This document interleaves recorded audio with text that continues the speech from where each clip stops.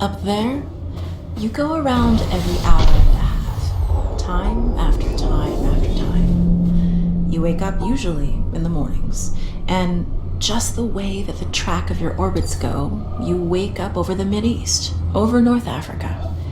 As you eat breakfast, you look out the window as you're going past, and there's the Mediterranean area, and Greece, and Rome, and North Africa, and the Sinai, the whole area. And you realize that in one glance, that what you're seeing is what was the whole history of man for years, the cradle of civilization. And you go around down across North Africa and out over the Indian Ocean and look up at that great subcontinent of India pointed down toward you as you go past it. And Ceylon off to the side, Burma, Southeast Asia, out over the Philippines, and up across that monstrous Pacific Ocean. A vast body of water. You've never realized how big that is before. And you finally come up across the coast of California and look for those friendly things. Los Angeles and Phoenix and on across El Paso. And there's Houston. There's home. And you look, and sure enough, there's the Astrodome. And you identify with that, you know? It's an attachment. And down across New Orleans, and then looking down to the south, and there's the whole peninsula of Florida laid out. And all the hundreds of hours you spent flying across that route, down in the atmosphere, all that is friendly again. And you go out across the Atlantic Ocean and back across Africa. And you do it again, and again, and again. And that identity, that you identify with Houston, and then you identify with Los Angeles, and Phoenix, and New Orleans, and everything. And the next thing you recognize in yourself is you're identifying with North Africa. You look forward to that. You anticipate it. And there it is.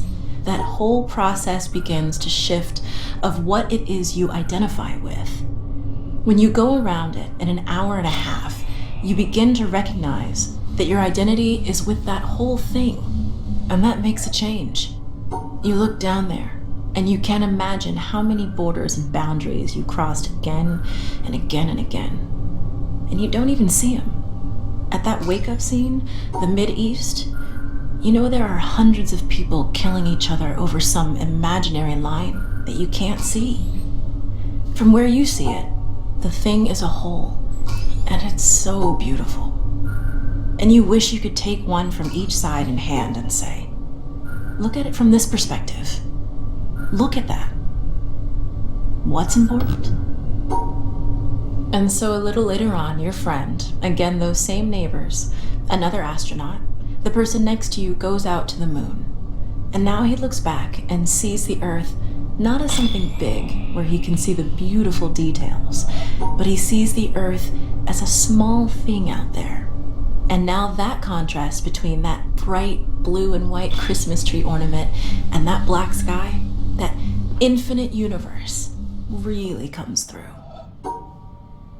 The size of it, the significance of it, it becomes both things.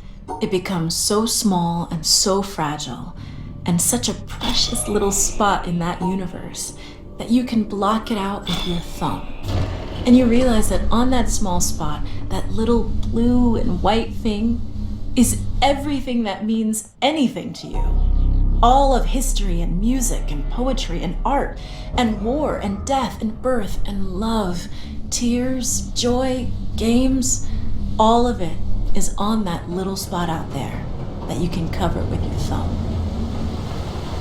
And you realize that that perspective, that you've changed. That there's something new there. That relationship is no longer what it was. And then you look back on the time when you were outside on that EVA and those few moments that you had the time because the camera malfunctioned, that you had the time to think about what was happening. And you recall staring out there at the spectacle that went before your eyes. Because now, you're no longer inside something with a window looking out at a picture. But now you're out there. And what you've got around your head is a goldfish bowl, and there are no limits here. There are no frames. There are no boundaries. You're really out there, over it, floating, going 25,000 miles per hour, ripping through space, a vacuum, and there's not a sound. There's a silence, the depth of which you've never experienced before. And that silence contrasts so markedly with the scenery and the speed with which you know you're going. That contrast, the mix of those two things, really comes through.